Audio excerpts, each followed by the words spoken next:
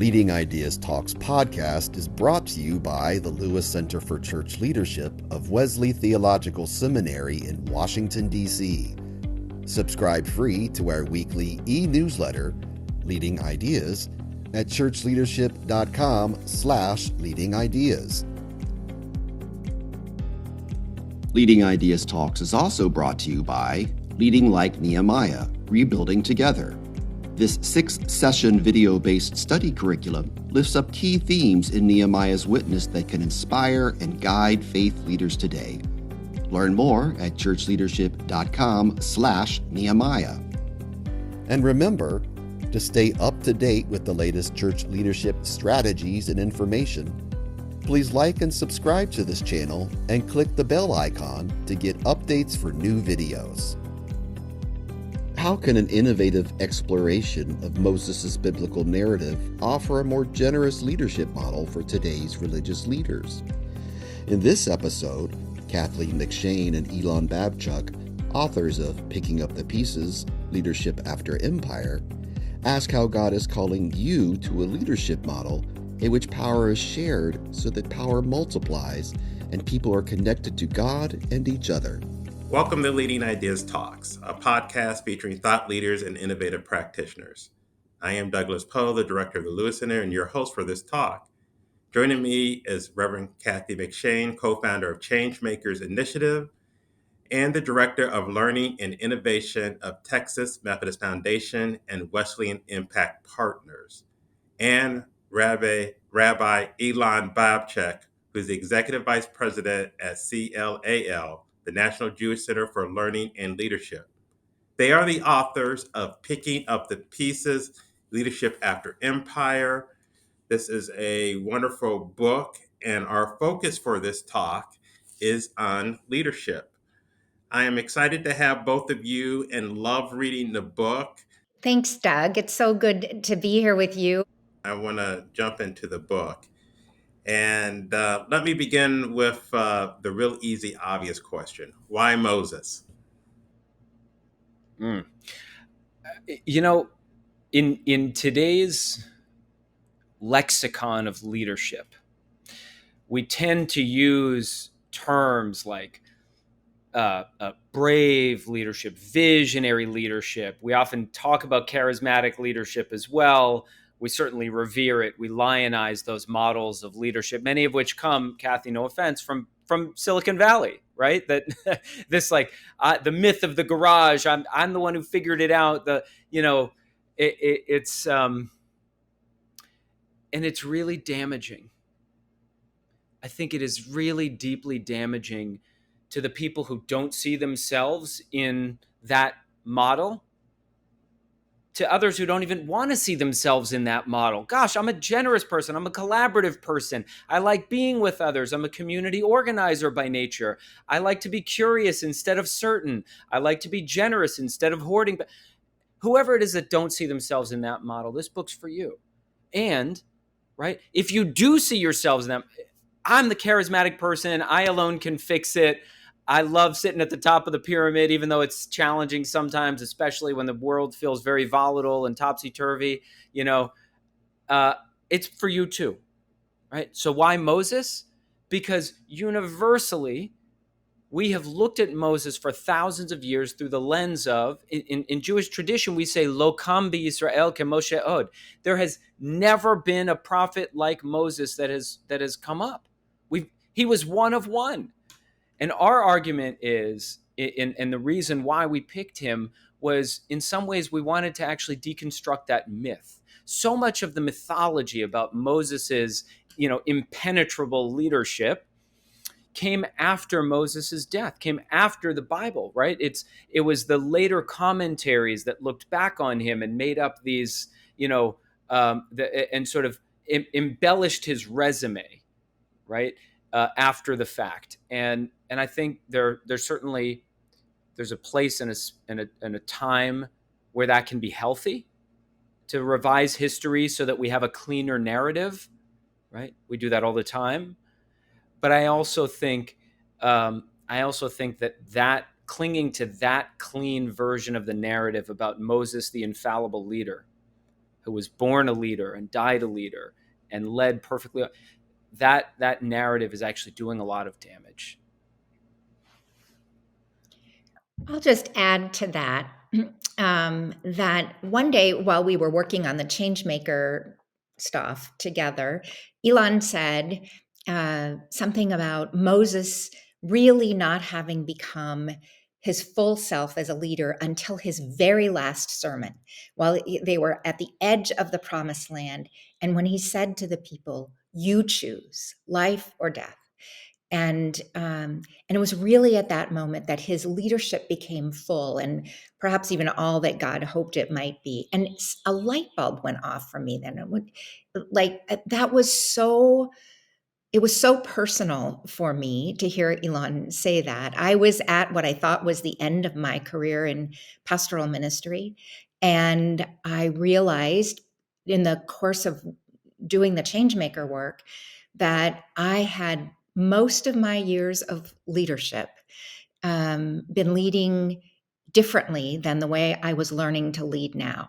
I had led in a way that I was the visionary. I was supposed to have all the good ideas. I led, I could lead everyone else because I could do their jobs better than anybody else, and I could do all the jobs, and it served me well. But what I was learning in the Changemaker work was that my job was to invite and empower everyone in the organization to participate in leadership with less focus on me at the top of the pyramid. And suddenly Moses's whole story sort of became this sort of treasure for us to look at. Like, how did Moses get from that kind of leader who sat at the feet of Pharaoh to learn how to be a leader, from there to the point where he'd said to the people, "I'm not in charge of you anymore. I won't be. You choose." And that's when they grew into the fullness of the people, being the people of God, the people of Israel. So that whole story of the Exodus and the little vignettes that we pulled out to say, these are the moments when Moses was learning those important lessons, that became really the frame for the book. Yeah, I appreciate the answer, and in particular the sort of way it interrelates to your personal stories. Let me push both of you a little bit quickly to think about one of the challenges I think in the church is church individuals often amazingly can have wonderful, important jobs in the secular world. But when they get into church, they really are looking for, quote unquote, the pastor to be the visionary, to be the very myth you're fighting against Moses. So, so it's a culture change, not just sort of for the pastor, but also for those in the church. So, how do you all sort of help congregations think about this differently?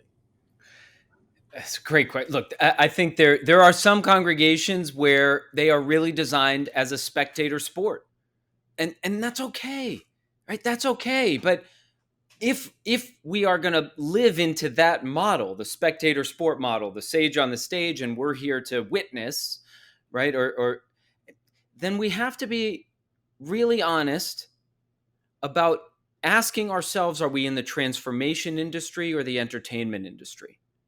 Okay. And by the way, they are both wonderful industries. They really can be. But and I don't mean that cynically, right? You can give a great sermon and people can walk home and be moved by it and be better in their lives.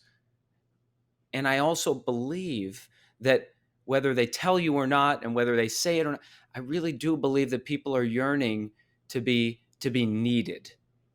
Right? It's great for a community of belonging to make sure that you're named, make sure that you're known, make sure that you're noticed.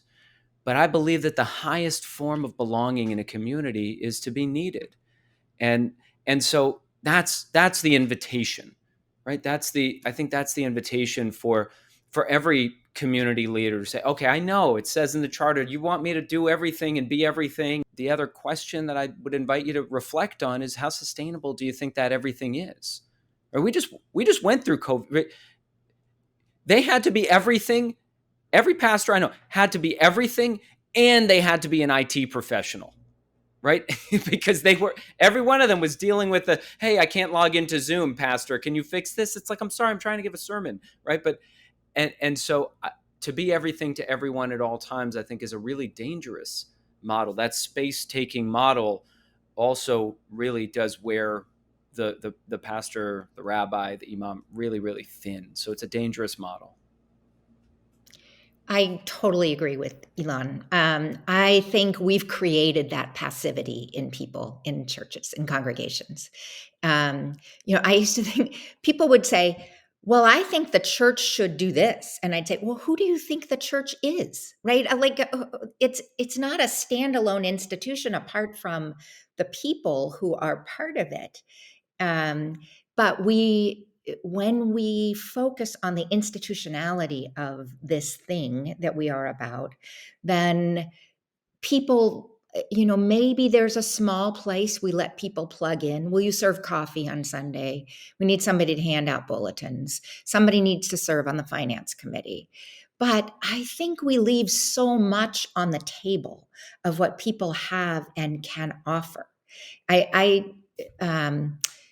I don't think we're curious enough about what it is that people bring with them, and make the church a place where the shape of it will bend around people's gifts and offerings. I think Elan's right that people long to participate more fully, but they don't have a sense that what they bring is needed by the church. And we don't do a very good job of making those connections.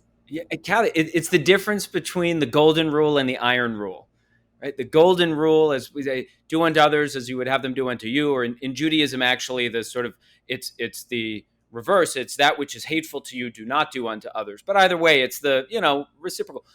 The iron rule, right, is never do for someone else what they can learn to do for themselves. That's a whole different way of showing compassion and making sure that people feel beloved, is actually giving them the space, the tools for them to learn how to do it themselves. So really what's at the kind of at the center of this way of leadership is to listen, right? Not to speak, not to say, not to, know, but to listen to what it is that people have and bring and want for their own fullness of life. All right, now I have to get to the pyramids because that is central to the book. So why don't you share a little bit about pyramids and how pyramids relate to leadership? I don't think most people have thought about pyramids and leadership together. So I appreciate the way that you all made the connection. We start with organizational charts. Virtually every organizational chart in our society is shaped like a pyramid, right? Whether it's the church or educational organizations or corporate organizations or government, right? Somebody at the top and everybody else kind of fans out from there. And everyone occupies their own little space in the pyramid. That's just the structure of how organizations are put together. And we have this story in our faith tradition that really it's central to us, in which God says those pyramids are houses of death, right? God says, let me get you, people I love, away from the pyramids because they are killing you. We keep saying, but no, we want to go back to the pyramids. The people of the story of Exodus did, and we do it in all kinds of ways too. Wait, they work, they're efficient, they're effective. Look how well pyramid structures work. They make everything happen in a productive, efficient way. And so the metaphor, which really we've inherited not from our faith convictions, but from the culture, right? Pyramids have been the way societies have ordered things since the time of the Egyptians, right? That doesn't come from our theological imagination. That comes from our cultural absorption of that model. there have been people who have studied and promoted and thought about flatter models of leadership for a very long time. We have a couple of chapters in the book where we talk about cultural models of people who have promoted these ideas that leadership can be done in a different way, but they've never sort of grabbed our organizational imagination, because as soon as organizations get stressed in some way, for they need more productivity or efficiency or profit, right? They snap right back into that pyramid shape. And so we are really arguing, I think, in this book, provoking, we hope, a thought that our organizations, our communities that are organized by our theology and our community with one another are the perfect places to sustain a long-term experiment of what it might be to move ourselves away from pyramids and in our organizational structures and ways of leadership, and to try something else. That the society needs to learn something about how non-pyramid shaped organizations might work. And we are the people who might lead the way in showing that. And Elan, before you jump in, maybe you can pick it up from this angle of, I'm really struck again by the image of that we literally are reliving the story by wanting to go back to Egypt or go back to the pyramids. You all talk about some ways to avoid doing that. So if you could maybe share one or two of those ways. I don't want to give away too much of the book because I want people to get it, but if you could share one or two thoughts of how we can avoid falling into that trap and continuing to live that narrative. Look, it would be a lot easier if I could tell you, look around, and if you notice any pyramids, like, I don't know, stay away, or go the other direction, or go around. It would be much easier if they were readily noticeable, right? And it would be easier if the pharaonic behaviors that we exhibit were readily noticeable. But oftentimes, pyramid kinds of power, right, they operate very subtly. Right? And very, you can almost not notice them if you're not paying attention. We have this story about, being in a brainstorming session where everybody's coming up with the great ideas. And then, of course, like the CEO or the senior pastor, they're sitting in the room.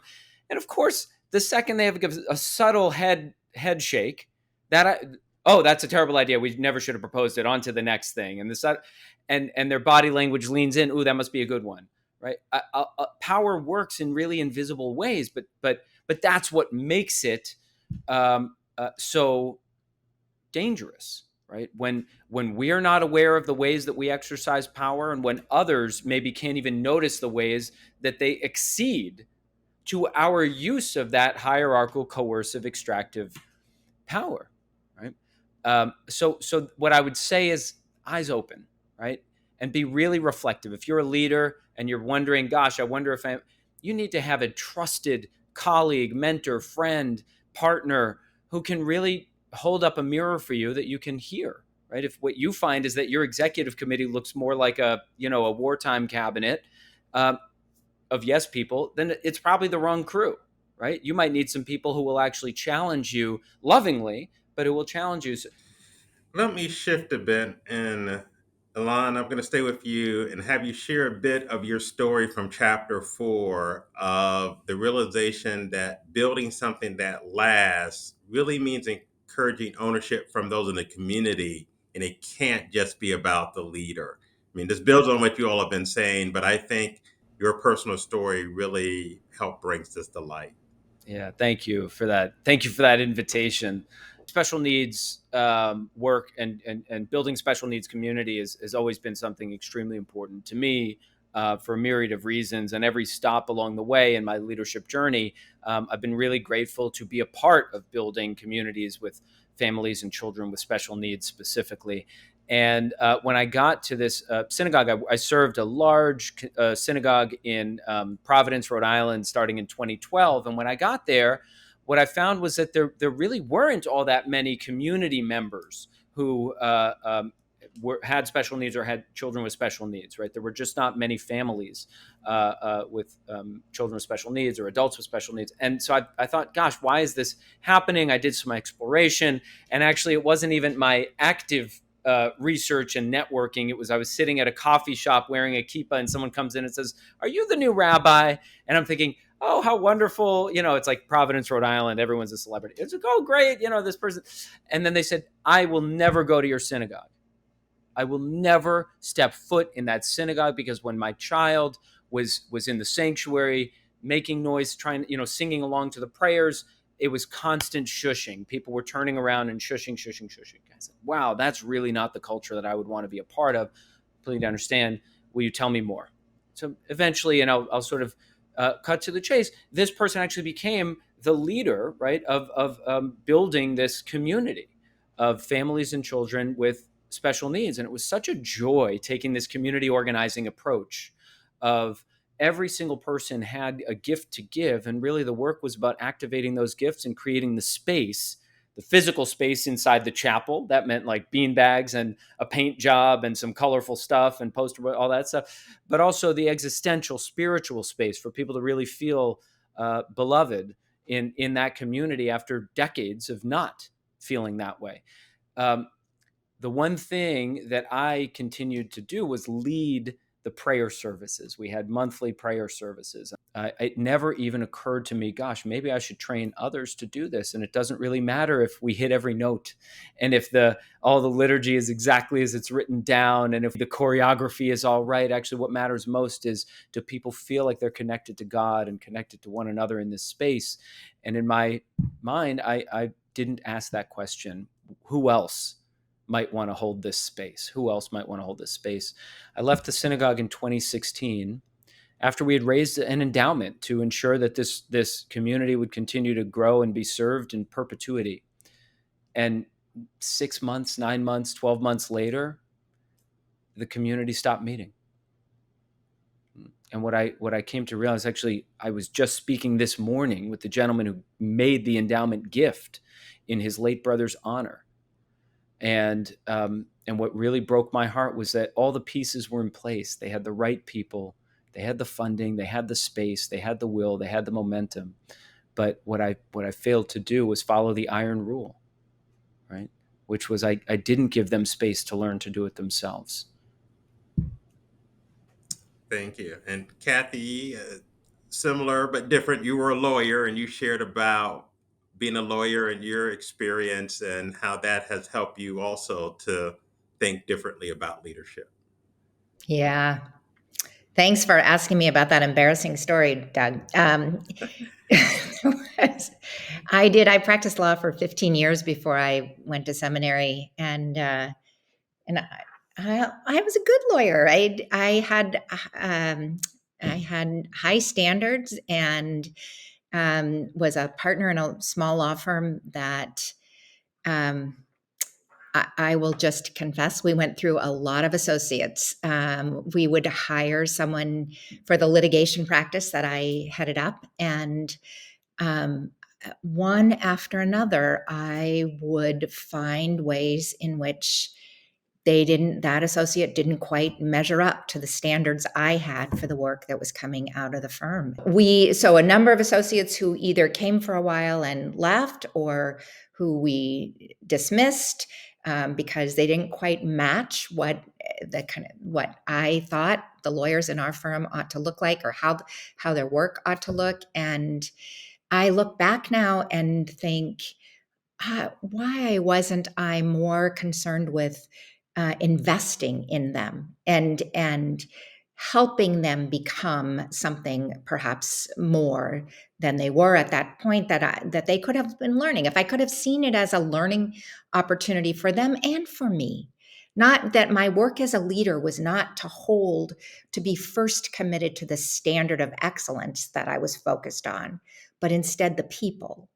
That I think would have made a lot of difference in the way that I led. I think I was hard on people.